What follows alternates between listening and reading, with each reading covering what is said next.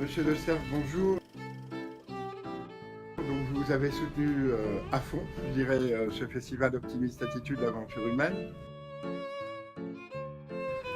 Nous avons aussi essayé d'être à la hauteur de ce soutien du conseil départemental en allant dans les collèges, mais aussi en étant présents dans beaucoup de lieux sociaux avec nos amis de l'ALEFPA sur 4 centres de l'ALEFPA. Il nous reste encore à aller à Gravelines la semaine prochaine.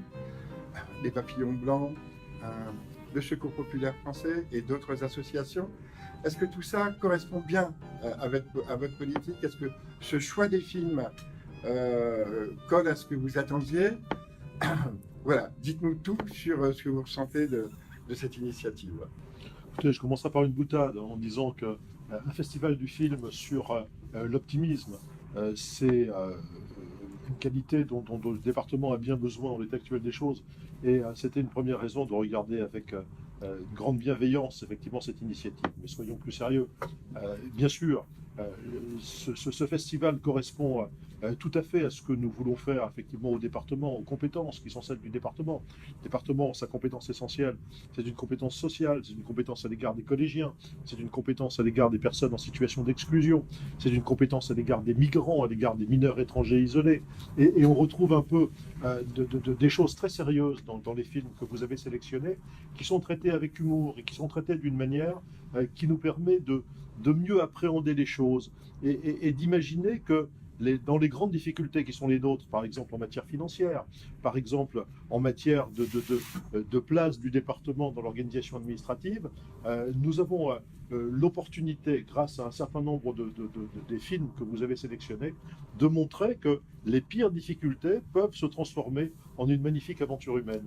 Ceux qui se montrent par exemple sur la migration qui est un phénomène de cette époque et qui va le rester encore pour de très nombreuses années, c'est à la fois une difficulté et une chance pour les pays qui accueillent des phénomènes migratoires.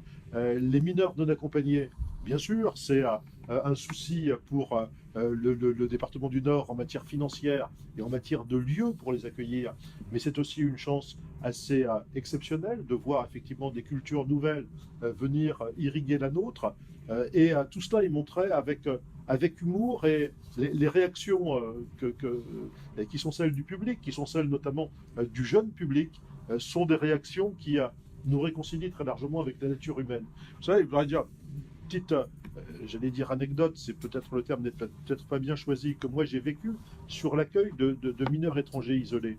On a dû faire un accueil d'urgence un jour à Dunkerque, au collège Van Eyck à Dunkerque. Je suis allé, avant que l'initiative se mette en place, rencontrer les parents d'élèves et j'ai été l'objet de la vindicte des parents d'élèves. Quoi? On va faire venir effectivement des gens qui n'ont pas de couleur?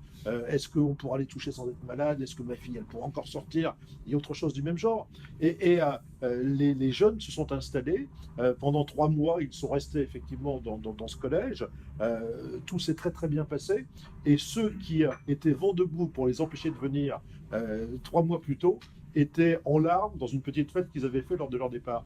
Je crois que vos films, ils racontent aussi cet itinéraire, qui est un itinéraire qui donne de l'optimisme pour notre civilisation et pour notre société. Merci beaucoup.